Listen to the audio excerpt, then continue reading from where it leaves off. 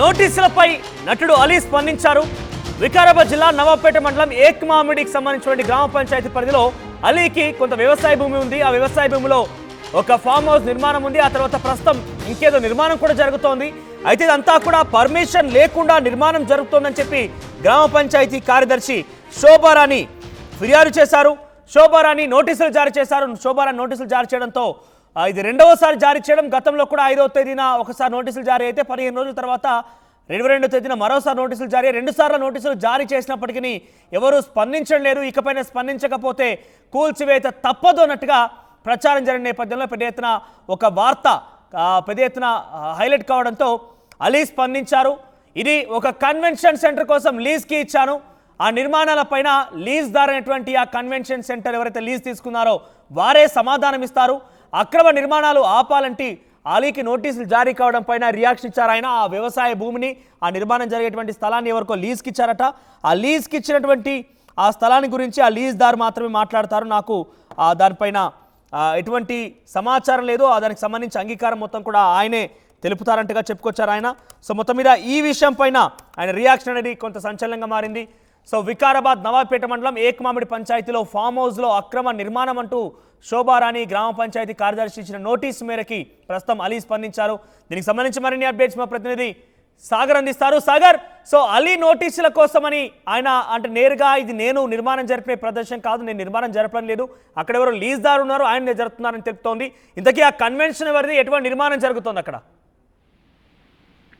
Yes Manoj, Vikarabad జిల్లా ఏక్మామిడి గ్రామ పంచాయతీలో ఉన్నటువంటి ఈ అలీకి 9 ఎకరాల స్థలం ఉంది. ఇందులో దాదాపు 2 ఎకరాల అక్రమ నిర్మాణాలు చేపట్టారంటూ ఇప్పటికే ఆ గ్రామ పంచాయతీ సంబంధించిన సెక్రటరీ నోటీసులు ఇచ్చారు. ఈ అంశం కొంచెం సంచలనంగా మారడంతో సినీ నటుడు అలీ ఎటకేలకు దీనిపైన స్పందించారు. ఆ స్థలం తనదే, కానీ తాను కన్వెన్షన్ సెంటర్ నిర్మాణానికి వాళ్ళకి ఇతరులకు లీజ్కి ఇచ్చానంటూ ఆయన పేర్కొన్నారు. ఆ నిర్మాణాలకు సంబంధించినటువంటి లీజ్ దారులే సమాధానం చెప్తారు.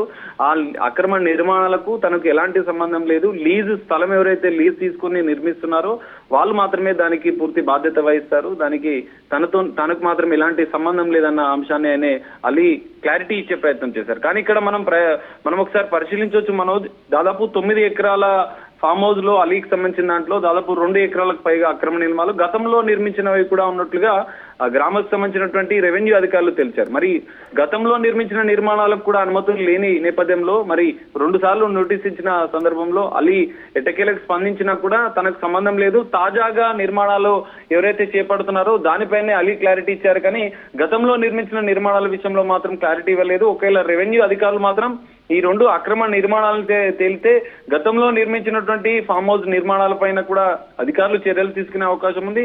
అలీ ఇప్పుడు తాజాగా నిర్మిస్తున్నటువంటి కన్వెన్షన్ సెంటర్ కి సంబంధించినటువంటి మాత్రమే క్లారిటీ ఇచ్చారు, లీజ్కి ఇచ్చారు. కానీ గతంలో నిర్మించిన నిర్మాణాల విషయంలో మాత్రం రెవెన్యూ అధికారులు చర్యలు తీసుకునే అవకాశం ఉంది. ఎందుకంటే ఇప్పటికే 2 సార్లు నోటీసులు ఇచ్చిన నేపథ్యంలో మరోసారి నోటీసులు ఇచ్చే అవకాశం లేదు. దీనికి పైన క్లారిటీ ఒకవేళ ఇవ్వకపోతే గత నిర్మాణాలపైన, తాజాగా జరుగుతున్నటువంటి నిర్మాణాలపైన కూడా రెవెన్యూ అధికారులు చర్యలు తీసుకునే అవకాశం ఉంది. ఇప్పటికే 2 సార్లు నిన్న 22వ తారీఖు నోటీసులు ఇచ్చారు, అది 2వసారి నోటీసు, అదే చివరి నోటీసు అవుతుంది.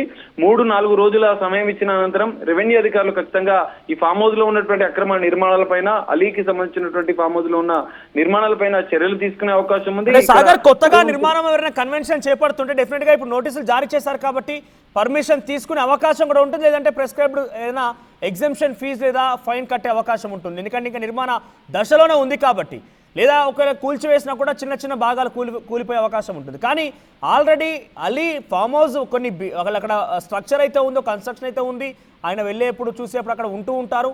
సో ఆ నిర్మాణానికి పర్మిషన్ ఉందా? ఆయన ఆధారితంగా చెప్తున్న ప్రకారం చూస్తే అక్కడ నిర్మించిన కన్వెన్షన్కి మాత్రమే పర్మిషన్స్ లేవు, తన ఫామ్ హౌస్కి ఉన్నట్టుగానే చెప్తున్నారు ఆయన.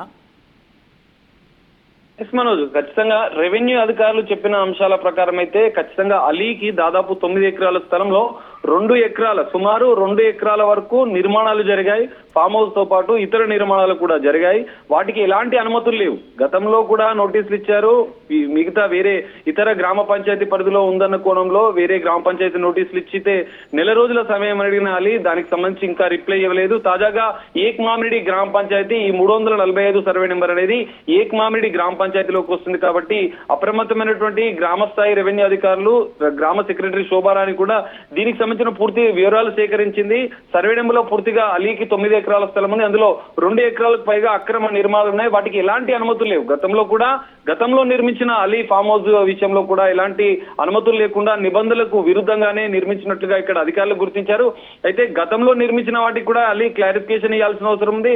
దానికి సంబంధించిన క్లారిఫికేషన్ ఇవ్వకపోగా ఇటు తాజాగా కన్వెన్షన్ సెంటర్ కు లీజ్ వ్యవహారాన్ని మాత్రం ఆయన చెప్తున్న పరిస్థితి. బట్ కన్వెన్షన్ సెంటర్ కి ఒకవేళ పూర్తి స్థాయి అనుమతులు లేకపోతే వాళ్ళు ఇప్పుడు తాజాగా దానికి సంబంధించినటువంటి డాక్యుమెంట్స్, ఎందుకంటే అలీకి సంబంధించిన స్థలంలోనే నిర్మాణాలు జరుగుతున్నాయి, అలీ పేరుతోనే ఉంది కాబట్టి ఖచ్చితంగా అది అనుమతులకు సంబంధించిన బాధ్యత పూర్తిగా అలీ దానికి బాధ్యత వహించాల్సి ఉంటుంది. ఒకవేళ లీజుకి ఇస్తే మరి లీజు తీసుకున్న వారు అనుమతులు తీసుకున్నారా లేదా అన్న అంశాలను కూడా ఇటు రెవెన్యూ అధికారులు తెలుసున్నారు. ఎందుకంటే ఇప్పటివరకు అయితే అలీ ఫామ్ హౌస్ లో ఎలాంటి నిర్మాణాలకు అనుమతులు లేవు. నిబంధనలకు విరుద్ధంగా తాజాగా జరుగుతున్నటువంటి కన్వెన్షన్ సెంటర్ తో పాటుగా గతంలో అలీ నిర్మించినటువంటి ఫామ్ హౌస్ కూడా పూర్తిగా అసలు నిబంధనలకు విరుద్ధంగా ఎలాంటి అనుమతులు తీసుకోకుండా నిర్మించారు. దీని నేపథ్యంలోనే 2 సార్లు నోటీసులు జారీ చేశారు. గ్రామ స్థాయి రెవెన్యూ అధికారులు, మండల స్థాయి రెవెన్యూ అధికారులు కూడా ఈ విషయంపైన కొంచెం ఆగ్రహం వ్యక్తం చేస్తున్నారు. రెవెన్యూ అధికారులకు రిప్లై ఇవ్వకపోగా అలీ ఈ లీజు వ్యవహారాన్ని బయట పెడుతున్న సందర్భంలో మరి ఇటు రెవెన్యూ అధికారులు తదుపరి ఎలాంటి చర్యలు తీసుకుంటారు, అలీ ఫామ్ హౌస్ విషయంలో ఏ విధంగా ముందుకు వెళ్తారో అనేది మనం చూడాల్సిన పరిస్థితి కనిపిస్తుంది మనకు. రైట్. సో మొత్తం మీద